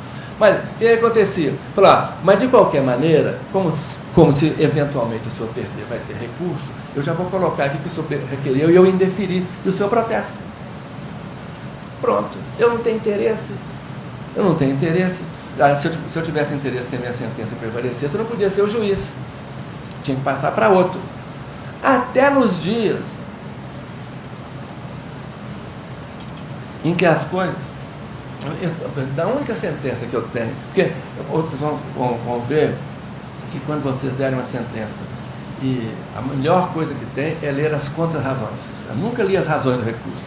Porque as razões do recurso é contra você. As contra-razões não. O juiz é sempre equilibrado, a sentença dele foi bem feita. Para que eu vou ler as razões que são contra a minha sentença? Vai me deixar irritado, eu não posso responder nada. Bom, mas o fato é verídico, né? O fato é verídico. E isso me gratificou muito, de tal maneira que quando eu disputei o TST, o apoio maior que eu tive foi da OAB. A OAB de Brasília, de Goiás, Mato Grosso do Sul, Tocantins e Minas, que vieram aqui conversar com o ministro da Justiça. Eles não mandaram, vieram. O de Brasília houve uma audiência com o ministro Jobim, que era o ministro da Justiça na época. De que lado? Dos dois lados. Porque você se mostra distante do interesse da causa. É a dificuldade que eu tive quando eu fui ser juiz, depois de 13 anos de advogado, é você pegar um processo e decidir o processo sem interesse. Porque até então eu era advogado, eu só falava aquilo que convinha. O que não convinha eu não falava. Quem tem que falar contra mim é o advogado da parte contrária. E o juiz não pode fazer isso. E agora eu estou mudando, porque eu estou em estágio probatório. Talvez eu comece a advogar, não sei quanto, talvez vou advogar com vocês. As coisas que eu falar errado aqui, vocês não comentem depois, no dia que julgarem o processo que eu participar. Então, e agora é diferente, que você vai me procurar e eu estou julgando o processo. Falar, você não tem direito, mas ele não está procurando juiz. Ele está procurando um advogado. Não é para fazer falcatrua, não. É porque dificilmente você tem tese. Não é possível que você não estabeleça uma tese jurídica. Isso é possível, mas não interessa. Bom, então, até quando as coisas são agressivas, eu consegui equilibrar as coisas. Por exemplo, eu moro não sei se alguém mora aqui em Brasília, eu moro aqui na 313 Sul, de frente para a W2, e na W2 tem banco, tem boteco, tem tudo. Então, exatamente em frente à janela do meu quarto, está o Banco Sudameris. Eu fui criado no interior, e quem foi criado no interior, sobretudo no interior amazônico, a janela é uma coisa importante na casa. Não tinha televisão naquela época. A luz acabava, então a janela que era um lugar. Ou o passeio, mas o passeio aqui já é mais difícil, a janela. Aí você fica sabendo de tudo. Eu dava aula em Pedro Leopoldo, o colégio era perto da minha casa, eu falava, a cidade é tão pequena que quando eu estava gripado, eu chegava na sala e perguntava se eu tinha melhorado. Mas como é que sabe que eu tossia a noite inteira? Acho que alguém fica na janela. Então a janela é uma coisa importante para quem foi criado no interior sem televisão. Então, uma reclamação trabalhista contra o Banco Sudameris, que já nem é mais o mesmo banco, o banco agora é de outro banco. Então manteve só o nome, né? O banco é outro. Aí a prova do reclamante foi uma porcaria de prova. O Banco Sudameris não devia nem de ter ouvido testemunho, mas ouviu, para provar que não tinha mesmo hora extra. Não tinha. Aí eu perguntei ao preposto, mas não tem hora extra? Não tem. Que hora que fecha lá? 6 horas da tarde. Fechou, todo mundo sai, não entra ninguém, não sai ninguém. Bom, então, falei, há possibilidade de acordo? Não há possibilidade de acordo. Então, encerrou a audiência, a instrução para proposta de acordo renovada e não aceita, razões finais feitorais. Falei, já que está encerrado, eu vou me dar para o suspeito do motivo de foro íntimo, porque tudo que vocês estão falando baixo, né? Tudo que falou isso aqui é mentira. Eu moro em frente ao Banco Sudameris. Em frente. Como o juiz não pode decidir pelos fatos que ele conhece, a não ser os fatos públicos e notórios, não é a casa de fato público e notório. Então eu não posso julgar. Porque a sentença seria nula. Porque eu vou dizer que tudo. E como eu não posso dar uma sentença com base nessa prova que está aqui, que é uma prova mentirosa, eu me dou para suspeito por motivo de foro íntimo. Vamos fazer, eu falei com a secretária, vamos preparar aí um ofício para o presidente do tribunal dizendo que ele mande outro. O advogado do Banco Sudameris, que era muito amigo meu, falou, dá para esperar até amanhã? Dá. Então fica, antes de encerrar, foi adiado para o dia seguinte. No dia seguinte eles vieram com um acordo. Fizeram um acordo e resolveram o problema para evitar, porque é motivo de foro íntimo, mas eu ia escrever por quê. Que não deveria, né? Que não deveria. Eu falei que tive sorte na magistrada. Eu vou contar uma coisa que eu era interessado. Eu fui pela primeira vez com a minha família a Buenos Aires e Bariloche, tirando muita fotografia, e chega de Bariloche aqui e mandando revelar, e não vou falar o nome da empresa que ela existe, mandando revelar. Perderam o filme. E falaram comigo, isso é antes do Código de Defesa do Consumidor. E colocaram lá, lê que está escrito assim, se por acaso perdeu o filme, o cliente tem direito a um filme novo. Eu não podia ver a televisão, que essa empresa fazia propaganda toda hora, e eu via a propaganda, eu desligava a televisão de raiva. Pois não é que cai uma reclamação trabalhista contra essa firma na minha mão? Aqui na 8ª junta. Aí eu levei o processo para casa, e preparei um despacho que foi publicado no dia seguinte, dizendo que eu deveria, como juiz, dizer da honestidade ou não da empresa. E eu era vítima da desonestidade dela. E contei isso tudo. Razão pela qual eu não posso julgar, porque eu tenho raiva deles. Eu não posso. Então, eu me dou por suspeito motivo de foro íntimo público. Bom, mineiramente, não divulguei aquela cena, estava debaixo do pano. Entreguei lá para um jornalista que publicou no dia seguinte, juiz briga com a firma tal. De tarde estava lá em casa, filho. Revelado. Ainda falou comigo, o senhor não precisa pagar nada. Eu falei, eu devia te cobrar. Como é que eu vou pagar alguma coisa? Bom, o que mais que acontece nas varas do trabalho? Porque hoje eu não posso falar o que acontece hoje, porque eu não conheço eu posso apenas dizer que, por tudo que eu sei, a estrutura de hoje é muito melhor que a estrutura. Não é só por causa da internet, a própria estrutura da vara é muito melhor. Porque eu trabalhei sempre sozinho. Não é porque eu gostasse de trabalhar sozinho, não, porque não tinha outra pessoa para trabalhar. Não tinha. Outro problema é a execução. A execução, ninguém gosta de execução, eu também não gostava de execução. Então, a gente deixava muita execução para um segundo plano, e depois ela cria problemas insolúveis. Agora, hoje, eu estou contando coisa que acontecia. O que acontecia numa vara de trabalho? Era isso que eu estou falando com vocês, basicamente. E eu sempre tranquilo, porque eu estava sempre com o processo na mão. Se por acaso eu chegasse a fazer audiência e o processo não estivesse lá, eu não fazia audiência. O advogado levou, estou trazendo agora, mas agora não tem jeito, agora eu não estudei o processo. Porque eu falei quando eu estava em Goiânia que eu ia dar sentenças feita instrução sem conhecer o processo, depois você tinha que converter o processo em diligência. Porque faltou isso, faltou aquilo outro. Bom, isso acontecia, depois não aconteceu mais. Mesmo assim, às vezes acontecia. Agora, na execução é complicado, porque você vai deixando aquilo lá para o diretor de secretaria, tem alguém que toma conta da execução, e quando às vezes eu tive problemas razoavelmente complicados. Hoje, a situação de vocês não é que seja pior, é que o juiz hoje tem um poder maior.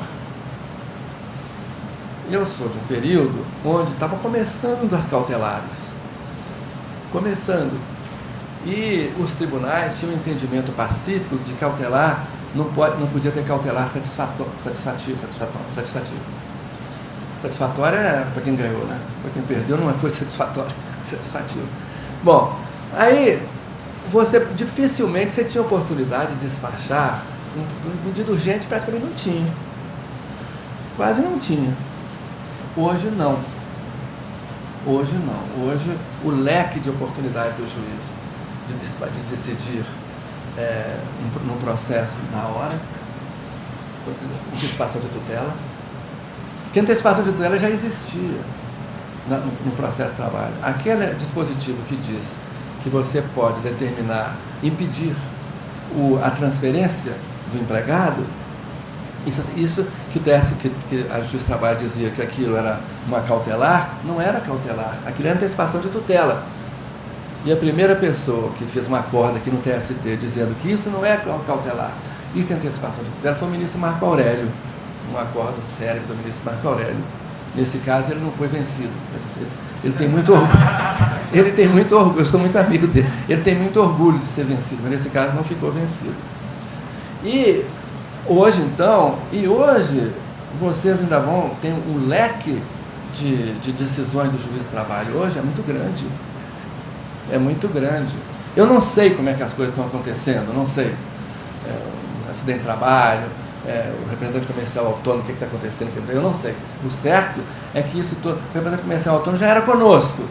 Mas eu estou falando, é o pequeno, é uma relação de trabalho, que nós não conseguimos nem definir o que são essas relações de trabalho até agora, não conseguimos definir.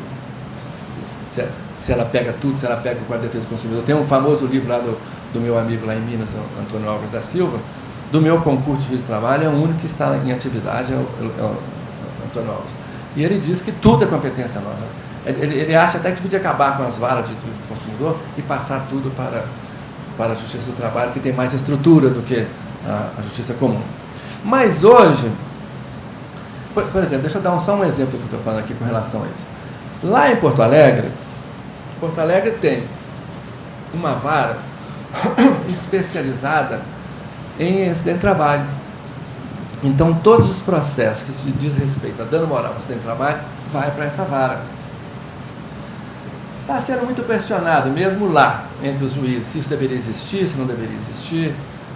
O doutor Sebastião, lá em Minas, que é o pai dessa criança, porque ele é que conseguiu fazer que a Justiça do Trabalho fosse competente para esse acidente de trabalho, o Sebastião acha que não deveria ter uma vara especializada, que deveria ser distribuído e cada junta decidisse de um jeito. Eu não sei, eu gostei muito lá de Porto Alegre, do funcionamento da junta de Porto Alegre, com um juiz muito bom, que é o juiz que cuida dessa parte. Mas vocês hoje têm o problema também desses novos contratos de trabalho, que adotaram a filosofia da CLT, do direito do trabalho. O novo Código Civil adotou o princípio da realidade. O contrato vale pela realidade. Não é possível que o contrato seja usado de tal maneira que esse contrato empobreça um e enriqueça o outro. Não é possível. É o novo Código Civil, o artigo 421, que diz que a validade do contrato depende não estou lembrando do texto, mas é isso, né? A cláusula social, não é cláusula social que fala, a função social do contrato é a condição de validade dele. Isso, se esse Código Civil fosse de 1900 lá atrás, lá quando saiu o nosso Código Civil, era um escândalo. E adotou-se também a teoria da imprevisão, com a cláusula rebus sic stantibus. Ou seja, o próprio Código Civil já quebrou aquele rigor do Código passado com relação ao Pacta Sunt Servanda. Não sei se vocês sabem como é que surgiu, se lerem lá Carvalho Santos, Clóvis Bevilacqua e todos os grandes mestres do direito civil passado, eles diziam que se prevalecesse a regra rebus sic stantibus, a segurança jurídica ia acabar. O contrato tem que ser cumprido como ele foi concebido, como ele foi assinado. Essa era a jurisprudência do Supremo também. Mas um juiz de primeiro grau, no Rio de Janeiro, Por isso que eu tenho um certo receio da súmula vinculante, tenho um certo receio do juiz muito obediente, eu tenho uma certa dificuldade em combinar a ideia de um juiz independente e obediente ao mesmo tempo. Mas lá no Rio de Janeiro, um juiz decidiu uma matéria que era a seguinte: lá no Morro do Castelo, tinha uma ordem religiosa que arrendou um terreno para uma determinada empresa, que não sei que empresa que é, pelo prazo de 20 anos. E ao final de 20 anos, se a empresa quisesse, compraria pelo preço X. Vamos falar um valor aqui arbitrário. Nem era cruzeiro, era cruzeiro. Vamos falar que fosse hoje. Por 1 milhão, por 100 mil reais. Só que do dia que o contrato foi assinado ao dia que terminou o contrato, nesse período, houve lá, derrubaram o Morro do Castelo, fizeram a esplanada do Castelo, e os terrenos valorizaram muito. Tudo era imprevisível lá atrás, de tal sorte que aquele terreno, que 100 mil reais era um preço razoável, com 1 milhão de reais não era mais. Então o advogado da ordem religiosa, achou que o que ela assinou tinha que ser respeitado o princípio da justiça e falou: não vou entregar. Então a empresa entrou com ação na justiça para que a justiça fizesse o cumprimento do contrato. Eu vou pagar X. E o juiz disse que não é possível que um contrato, embora regularmente assinado por pessoas independentes e sabendo o que estava fazendo, possa levar tanta desarmonia, tanto desequilíbrio, que era imprevisível. E aplicou a cláusula rebus sic stantibus. Sentença essa que fez começar a mudar a jurisprudência brasileira. Ele depois foi ministro supremo, mas quando ele deu essa sentença, ele era juiz de primeiro grau e se chamava Nelson Gria, que depois ficou famoso no direito penal. Então, o juiz deve ser sempre independente. Você não vai decidir contra... Eu decidia, às vezes, mas depois... porque você fica numa certa dificuldade, por exemplo, tem uma súmula tranquila do TST. Aí você decide contra ela, a dificuldade é que depois vai reformar. Mas que pelo menos você coloca o seu ponto de vista lá. Eu sempre colocava. O plano Collor eu sempre mandei pagar. Depois que o Supremo falou que não era para pagar, com o voto vencido do ministro Carlos Mário Veloso, a minha sentença eu transcrevi. A minha posição é do ministro Carlos Mário Veloso, transcrevi. Entretanto, porque depois pode ficar uma propaganda enganosa. Quer dizer, você sabe que aqui o sujeito fala que ganhou, já gasta, depois ele não vai, antes de receber. Então, na hora que vem a notícia que ele perdeu, já gastou tudo. Então, ao contrário de você resolver o problema dele, você criou um problema. Como aqui foi lembrado aqui no dia teve uma solenidade de despedida para mim, para o ministro Ronaldo, e o procurador do trabalho, que fez uma saudação para mim, ele lembrou uma história acontecida comigo. E ele advogado e eu juiz. Ele chegou e falou assim: essa professora foi transferida da secretaria da Fundação Educacional para a sala de aula. E eu estou pedindo que você aplique aquele princípio de que é impossível essa transferência. Eu falei: mas eu nunca vi uma bobagem. Eu estou falando que nós estamos falando assim, nós dois só. Eu falei: nunca vi uma bobagem tão grande. Você vai me pedir para fazer uma coisa que não está prevista em lugar nenhum. Ele falou: então eu vou te pedir uma outra coisa. Leva o processo para cá, estuda e amanhã nós conversamos de novo. Você está conversando comigo. Quer dizer, veja que eu tinha um relacionamento muito, muito franco. Levei para casa. E achei que ele tinha razão. E dei a liminar. Que quando o tribunal cassou, já tinha resolvido tudo. Porque demorou a cassar, então já tinha resolvido tudo. Veja que situação complicada. Transferência não era, porque a lei, quando fala em transferência, ela está pressupondo de um lugar para outro. Mas ela fez concurso para juíza, para professora primária, para menino novo, e no dia seguinte ela foi transferida para a secretaria da escola, da fundação, onde ela ficou 10, 12 anos. Ela fez vários cursos de secretaria. Muda o diretor da fundação, o novo tem sempre que dar o tom dele. O que ele faz, o diretor? Manda que ela voltasse para a sala de aula. Então eu dei a liminar, impedindo provisoriamente que ela fosse transferida, não por causa dela, por causa dos meninos. Veja, é impossível que alguém que não esteja preparado de aula para menino de 2 anos, 3 anos, vai atrapalhar a vida deles. O tribunal depois reformou realmente, que o tribunal achou que era um absurdo, mas resolveu o problema. Na hora que eu falei, na hora que o tribunal... Então você encontra com tem que resolver. Tem que resolver. Bom, eu estou terminando. Quanto tempo? Agora eu perdi aqui o fio da meada.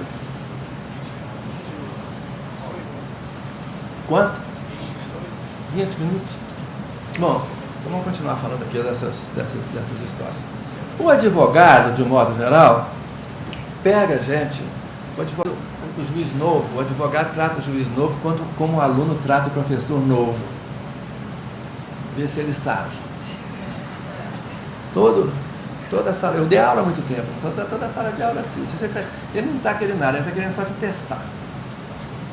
Então, isso acontece. Por isso que eu falei, é bom você conhecer o processo, não aquele ali de que vai ter acordo, não vai ter acordo, porque você nem tem como você conhecer, mas de instrução. Vou fazer uma instrução em Belo Horizonte. Em Belo Horizonte, como sabem, não é porque eu sou mineiro, mas em Belo Horizonte tem um padrão muito alto de advocacia, da magistratura, e a advocacia lá, eu já estou falando lá atrás, né? Vocês imaginam que eu me formei em 1960, tinha 5 faculdades de Direito no estado de Minas. Hoje, em cada esquina da Afonso Pena, é capaz de ter 4. Então nós éramos poucos também, então tinha poucos advogados também. Aí, vou fazer uma audiência importante. Toda vez que o reclamante é autoempregado, que sempre detestou a CLT, ele comparece como hipossuficiente. Sempre. E sempre querendo a proteção da lei que ele queria rasgar até pouco tempo atrás. Mas no caso concreto, ele era advogado, ele compareceu, ele era diretor empregado de uma grande construtora de Belo Horizonte. Além disso, era parente lá do pessoal, depois separou da mulher, separou da sociedade, e vieram aquelas brigas que vieram. Bom, o advogado da empresa é um grande advogado em Belo Horizonte. Ele deve estar com uns 90 anos, o doutor Zé Cabral. Zé Cabral é talvez o grande advogado trabalhista brasileiro. Como tem um outro lá no Rio de Janeiro, que eu fiquei conhecendo agora há pouco tempo, o Calheiros Bonfim. Que também eu fui ao aniversário dele, 90 anos de idade, ele advoga até hoje. Estava eu e o ministro Sequinde lá no aniversário do Calheiros Bonfim. Aí, audiência pesada. As minhas audiências foram sempre rápidas, porque eu falei com vocês que eu lia antes. Mas lá em Belo Horizonte, o advogado de um lado muito bom, do outro lado muito bom também. Se eu quiser apertar muito, vai dar nulidade. A nulidade é um problema. Então, fui tranquilo, levando para frente. E abre a audiência. Eu pergunto, normalmente, quando eu acabava de perguntar, ninguém perguntava. Mas nesse caso, perguntava. O Zé Cabral perguntou ao advogado, que outro dia teve comigo aqui depois de muitos anos. E quando a testemunha estava respondendo a uma pergunta do advogado, do reclamante, eu me lembrei que um assunto importante que eu deveria falar, não falei. Não perguntei. Aí eu falei, antes de encerrar, eu queria perguntar para a testemunha o seguinte, mas quando eu acabei de fazer a pergunta, o doutor Cabral percebeu que aquela pergunta não convinha para ele. Aí ele teve a coragem, de vez em quando eu falo isso com ele, ele teve a coragem de falar isso comigo. Excelência, tem uma ordem aqui. Primeiro pergunta o juiz, depois pergunta... Você já perguntou, não pode. Você está quebrando a ordem. Aí, acabou de falar, eu tenho muito respeito por ele. Aí quando ele acabou de falar, eu falei, doutor Cabral, é só isso, então vamos continuar. Então passei no teste. Passei no teste, ele estava testando o que ia acontecer. Infelizmente. E você encontra, como aqui em Brasília aconteceu, eu não sei se esses casos que eu estou contando aqui têm muito interesse para vocês, mas eu estou contando o caso, não o caso em si, mas é o relacionamento humano que decorre do caso. Aqui em Brasília, uma construtora, não sei se você está aqui há muito tempo, construtora em Bramar, um processo rumoroso, a construtora em Bramar, e não vou falar, posso falar? Não posso falar do reclamante. O reclamante era alto, era fulano de tal aqui. que era o chefão lá. Mas quando quebrou a consultoria Embraer, ele vem com reclamatório trabalhista de todo tamanho. De todo tamanho. E provou, com prova testemunhal, 3 testemunhas disseram que a casa no Lago Sul, a QL não sei o que, foi dada para ele dentro do contrato de trabalho. E ele queria que o juiz determinasse a outorga da escritura. Porque a empresa negava. A casa, hoje as casas aqui não valem tanto como valiam antigamente, né, por causa de segurança, mas valiam muito, casas grandes. Ficou provado. E eles saíram daqui tranquilos. Aí, mas como é que eu vou assinar uma sentença dessa? Dizendo que o sujeito... Porque o dono da Embraer, quando chegou lá, já falido, ele estava literalmente falido, barbado, sujo, que perdeu tudo, estava falido mesmo, no sentido estrito e lato. E o outro era um engenheiro-chefe, que mandava.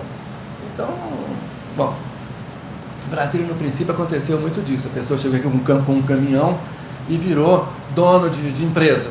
Eu não quero nem falar do Wagner Canhedo, mas aconteceu com ele. Com méritos dele, né? Com méritos dele, porque veja que não é fácil isso acontecer com qualquer um. Aí eu vou dar a sentença. Quando chegou na casa, eu falei, aqui a regra é do direito civil. A compra e venda de imóvel só pode se provar com testemunha, ou se for uso campeão, no caso campeão, por documento escrito, se o imóvel for acima de tanto. E não dei. E sob o argumento que eu usei agora no processo aqui, nos meus últimos processos que eu julguei, você não pode tratar o ex-diretor do mesmo jeito que você trataria o bedel, o porteiro não pode. O servente da obra. Você não pode dizer que não vai aplicar a legislação trabalhista para ele. Você não pode dizer que a legislação trabalhista, você não pode dizer que a lei não vale.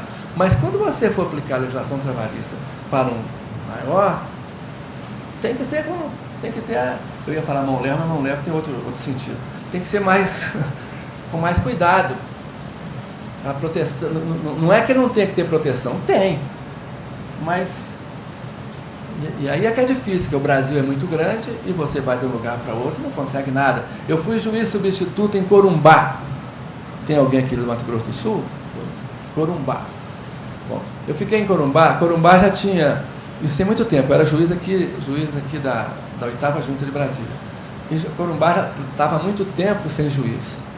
Então o presidente do tribunal aqui combinou comigo, que é um outro juiz, que eu ficaria lá em Corumbá uma semana, e na semana seguinte iria o meu colega, e nós, nessa semana, a minha junta ficou, que não é fechada, ficou com uma audiência só, para que o classista não perdesse o dinheiro que ele recebia por sessão, mas uma audiência só de conciliação. Aí chega em Corumbá, fazendo de 15 a 20 audiências por dia, isso quase que não tem lá por ano, né? Porque Corumbá tem muito pouca reclamação trabalhista. Mas como estava acumulado, já tinha mais de ano sem juiz, sei lá quanto tempo sem juiz, aí vem a audiência, a instrução, todas as instruções eram de empregado pantaneiro. Pessoal lá do Pantanal. Aí, o que acontecia? Sentou a primeira testemunha. Eu fiz uma pergunta, não entendi a resposta. Pedi para ela me explicar. Ela explicou, eu não entendi a explicação, mas a audiência ficou travada. Aí as minhas origens mineiras me ajudam muito. Eu resolvi fazer o seguinte: tudo que elas falavam, eu ditava. Tudo. Era mais rápido. Mas não entendia nada. Aí, terminadas as audiências, quer dizer, eu entendia a palavra, mas eu percebia que a palavra não tinha o significado que eu imaginava que a palavra tivesse, porque não faria sentido com o meu. Terminada a audiência, nós sentamos lá, eu, a doutora Vânia, que era diretor de secretaria, que eu não vejo há tantos anos, eu, a Vânia, o Wilson, que era o bachelor de audiência, que hoje é diretor no tribunal desse qualquer, para eles me explicarem o que tinha acontecido. Falou, ó, eu não vou contar porque eu não vou saber, mas é comum no Pantanal que a pessoa, quando vai trabalhar, acontece isso. Isso que ele falou é porque é a regra daqui. É assim, é isso que foi dito. Senão eu não podia julgar, porque eu não entendia o que estava sendo falado. E tive humildade de perguntar lá para o pessoal da secretaria o que tinha acontecido, para não escrever uma sentença absolutamente idiota. Como a outra sentença que eu dei aqui em Brasília, ficou provado. Falei assim, ó, a empresa tem cartão de ponto? Tem. Então, ele assinava o cartão de ponto, assinava. Então, se eu tenho um prazo de ser reaudiência, para ser mais rápido, se eu tenho um prazo de 5 dias para juntar os cartões de ponto. Pena de confissão por matéria de fato. Tá bom. Não trouxe os cartões. Então, eu levo o processo para casa para dar sentença. O que estava dito lá? O empregado disse que trabalhou nessa empresa 24 horas por dia durante 9 meses. 9 meses. Eu tinha que assinar uma sentença dizendo que durante 9 meses ele trabalhou sem dormir. Então eu dei uma sentença que infelizmente eu não guardo as coisas. Eu guardo não sei onde. Então eu tenho que procurar uma coisa para achar outra. Então não acho. Eu dei a sentença dizendo o seguinte: eu tenho 2 leis para aplicar. A lei trabalhista, que diz que ele trabalhou mesmo, e a lei da natureza, que diz que é impossível. Então, aplicando a lei da natureza, eu vou dizer que as horas extras não existiam. Eu não dou hora extra nenhuma. Aplicando o princípio bíblico: quem não é fiel no pouco, não é no muito. 0. E assim foi dada a sentença, que não houve recurso. Bom, tudo acontece numa junta trabalhista. Tudo acontece. As coisas boas e as coisas más. De modo geral, as coisas boas. Então, caminhando para o final, eu queria apenas lembrar isso. Tratar bem as pessoas e as partes. Aqui o Lins sabe que os que trabalham comigo aqui no TST, fiquei no TST 11 anos, é até difícil andar comigo no TST, porque eu conheço todo mundo, paro com todo mundo, cumprimento todo mundo, mas sou respeitado. Você conhece alguém aqui que tenha medo de mim? Lins, não conhece. Não tem. Medo não tem. Não, eu já estou aposentado, ele pode dizer o que ele quiser. Bom, tratem bem os advogados. Não custa tratar bem os advogados. Tem juiz que não recebe advogado. Olha, veja, toda agressividade é filha ilegítima, que não é filha legítima, é filha ilegítima da insegurança. Toda pessoa agressiva é insegura. Não custa receber os advogados. O que não quer dizer, mas o advogado com a porta fechada, com a porta aberta, a porta fechada. Isso não tem importância nenhuma. Aqui no TST, então, é muito comum que os advogados procurem os ministros e falem uma coisa que eu não sei se é verdade, que é mais fácil conversar no Supremo que conversar conforme for o primeiro grau, não consegue falar.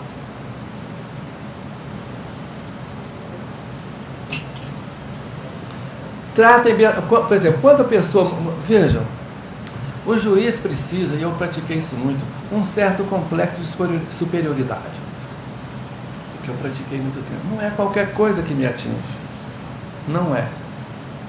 Eu sou um pouco superior, então para me atingir tem que ser. Um advogado, às vezes, falou comigo uma coisa lá que eu não vou repetir aqui. Eu falei: olha, doutor, eu tenho a impressão que o senhor está querendo me ofender. Eu não vou dizer, mas tudo baixo assim, mas vou responder para o senhor. Se aquela menina que está fazendo limpeza falar a mesma coisa, eu fico ofendido. O senhor não consegue me ofender. É melhor xingar. Se eu xingasse a mãe dele, era mais fácil para ele. O que vai responder? Como é que vai responder? Porque ele também não tinha boa fama. Ele não tinha boa fama. Então, conviver bem com os advogados faz falta. Lá no Paraná, onde eu falei essas mesmas coisas, eu falei: numa sala de audiência, quando tem confusão, normalmente o juiz é que provocou. Ele não impôs autoridade, não arbitrariedade. A postura dele de magistrado, equidistante dos interesses das partes. Então, quando tem confusão, é culpa dele. Aí me diz uma moça lá, uma juíza: você precisa fazer uma audiência que precisa ver. Chega o sujeito mascando chicletes quase em cima de você, como juiz, como presidente da junta, da vara do trabalho. Ele não te respeita. Pode ser que seja assim mesmo, eu não sei, né? Eu não estou dizendo como é que é hoje. Estou dizendo que a minha experiência diz que eu poderia tratar bem todo mundo, que não ia fazer falta nenhuma para mim. E até hoje não conheço ninguém que reclama que foi bem tratado. Conheço muita gente que reclama que foi maltratado. Que foi bem tratado, não conheço. A pessoa foi bem tratada e reclamou. Não conheço. Bom, No fundo, né, aqui em Brasília, então, no princípio, como nas varas do trabalho, tinha muita reclamação de construção civil, e você, às vezes, pratica uns atos, daquele lá de Goiânia que eu falei que eu fiz uma injustiça, podia rasgar, mas o que eu pratiquei aqui em Brasília não podia rasgar, porque não tinha jeito. Os classistas, eu era novo aqui em Brasília, os classistas tinham ido embora. Houve uma reclamação trabalhista contra uma grande construtora que estava construindo no Itaipu, um desses longe aqui do Brasil, ou lá em cima, lá no Amazonas, no Pará, sei lá, longe daqui. Aí a empresa veio, o sujeito veio e reclamou, reclamou o normal. Aí a empresa veio e contestou dizendo que ele nunca trabalhou em Brasília, foi contratado lá, vamos supor que seja Itaipu, não é Itaipu, foi contratado em Itaipu, sempre trabalhou em Itaipu, e lá em Itaipu ele foi despedido. Então ele declinou, pediu para eu dizer que a Ajuda Brasília era incompetente e mandar para Itaipu. Aí vem a audiência, eu pergunto para ele confirmou isso tudo. Então eu dei a sentença na coisa que eu não... outra coisa que eu detestava de fazer, não dê muita sentença na hora, que depois não é exatamente aquilo. Leva para casa, mas vai atrasar um dia. Sim, mas você não fica com aquilo na cabeça. Não custa pensar um pouquinho. Eu estou falando essas coisas todas que eu tenho dito para todo mundo. Eu aposentei, mas espero que a inteligência não tenha aposentado, que aí é Alzheimer, já estou com mal de Alzheimer. Então, eu pergunto para ele, dei a sentença na hora, 3 linhas. A empresa alegou isso, confirmou, declínio da minha competência e remeto para lá. A X Trabalho aqui funcionava no Ministério do Trabalho. No Ministério do Trabalho. Veja como é que nós melhoramos. Entrada pelos fundos, não tinha acesso pela frente.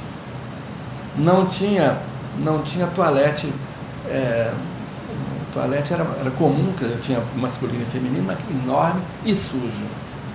É assim que era o X Trabalho, aqui em Brasília. Depois foi melhorando, mas no princípio era essa tristeza toda. Aí aquela sala grande lá do Ministério do Trabalho, e ele ficou sentado lá. Terminou a audiência e falou, doutor, eu ganhei ou perdi? Eu falei, não, você não ganhou nem perdeu, porque você vai ter que ir lá reclamar. Eu falei, doutor, como é que eu vou lá e não tenho dinheiro para voltar para casa aqui? Como é que o senhor quer que eu... O senhor fez isso comigo, que desgraça. Não, fiz, então não tem jeito, meu filho. Então vou embora para casa, vou dar um jeito de arrumar aqui um dinheirinho, vou embora para casa, perdi tudo.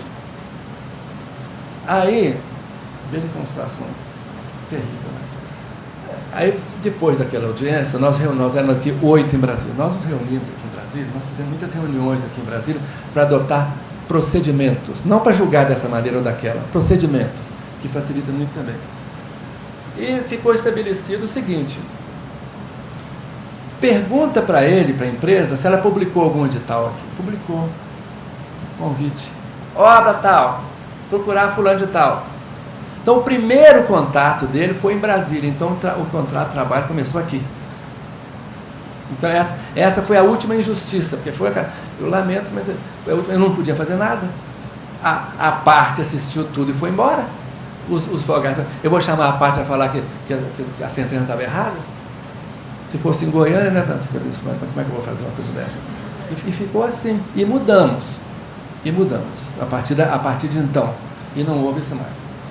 Bom, gente, eu vou terminando agradecendo a atenção de vocês. Espero ter contribuído para contar algumas histórias verdadeiras. Algumas que me satisfazem, outras que eu conto sem satisfação, como essa última que eu estou contando aqui.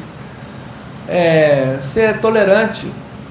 Eu vou lembrar aqui um poema de Bertolt Brecht, que eu não vou repetir o poema, que eu não sei de cor, mas um poema de Bertolt Brecht que se chama O Juiz Democrático. Então diz o Bertolt Brecht, que, em forma de poema, que eu não vou repetir, vou contar a história, não recitar o poema, que quando... naquela onda, na primeira metade do primeiro quartel do século XX, a quantidade de europeu que veio para a América, especialmente para os Estados Unidos, para a Argentina, aqui para o Brasil também. Então, nos Estados Unidos, quando chegaram os italianos, por exemplo, o italiano poderia, o italiano que eu estou tomando como referência aqui, o estrangeiro poderia receber a cidadania americana, mas ele precisava de provar que ele sabia a língua inglesa. Aí chega lá o dono lá de um boteco, lá, um italiano gordo, mal vestido, e consequentemente satisfeito com a vida, que estava bem lá, e o juiz então perguntou para ele: que diz a emenda número 8? Aí ele respondeu: 1492, porque ele não entendia inglês, então foi reprovado. Ele voltou depois de algum tempo, acho que 2 meses, 3 meses, perguntou para ele, o mesmo juiz perguntou para ele: o mandato do presidente da República é de quantos anos? Ele falou: 1492. Foi reprovado. A terceira vez, outra pergunta assim, ele respondeu: 1492.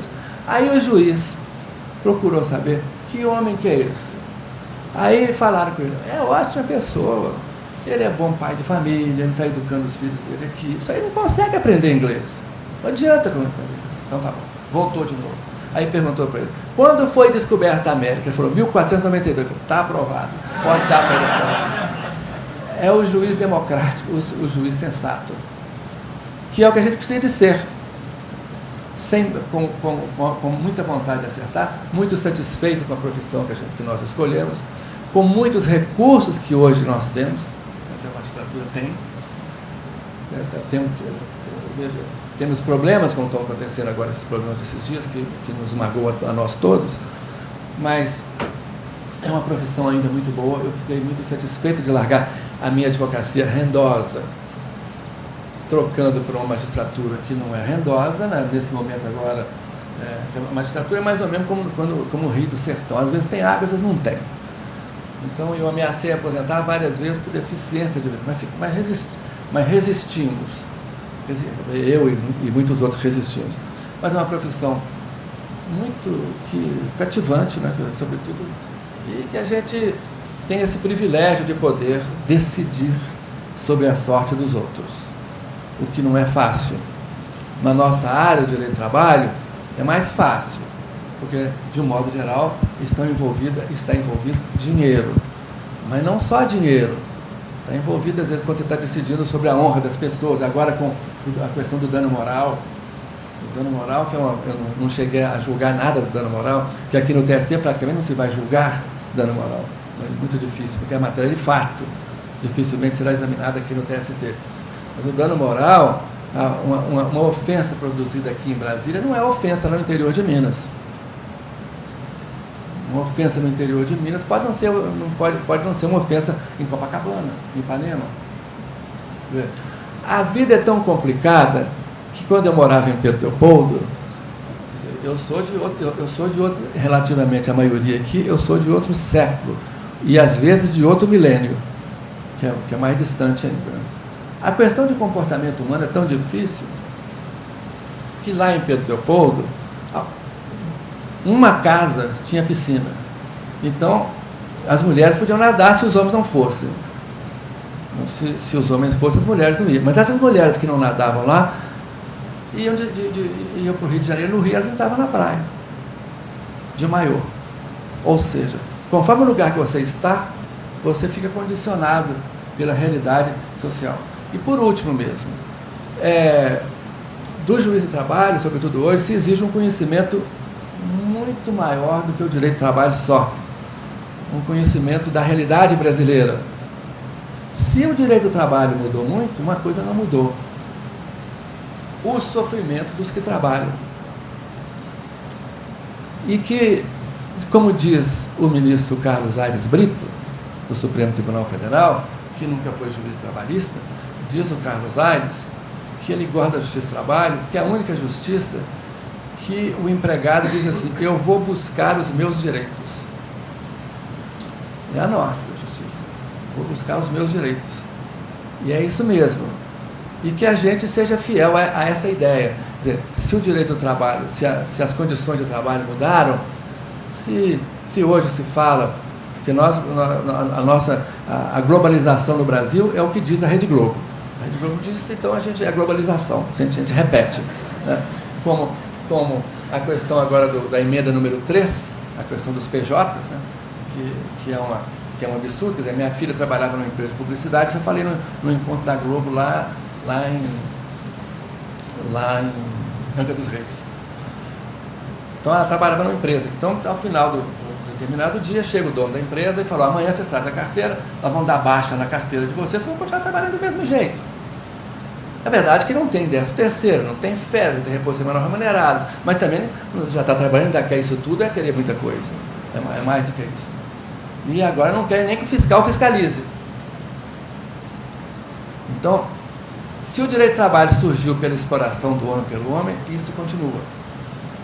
E eu ia ler aqui, não vou ler.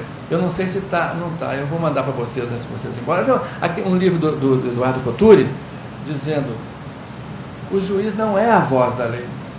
Porque tem a lei tem voz que não está escrita em lugar nenhum, que não é ouvida. O juiz não é só para repetir a lei. Se for para repetir a lei, não precisa dele. Põe lá no computador, que sai, pode ser até uma sentença melhor. Com relação a mim, sairia certamente. Mas a sentença, enquanto do mesmo verbo sentir, é obra humana. E eu vou falar com o Carlos Alberto, que eu falei aqui sobre as relações humanas no trabalho. Ó, a escravidão continua presente nas relações de trabalho. Não adianta mudar a lei para acabar com... Eu falei com o professor Pastore. Aqui no Brasil tem 2 milhões de reclamação trabalhista. Lá no Japão tem só 100. Eu falei: o que prova isso? Prova que lá tem 100, aqui tem 2 milhões. Mais do que isso não prova. Aí nós temos que apurar por quê. E vai se ver que aqui é muito assim. Porque você não pode pedir.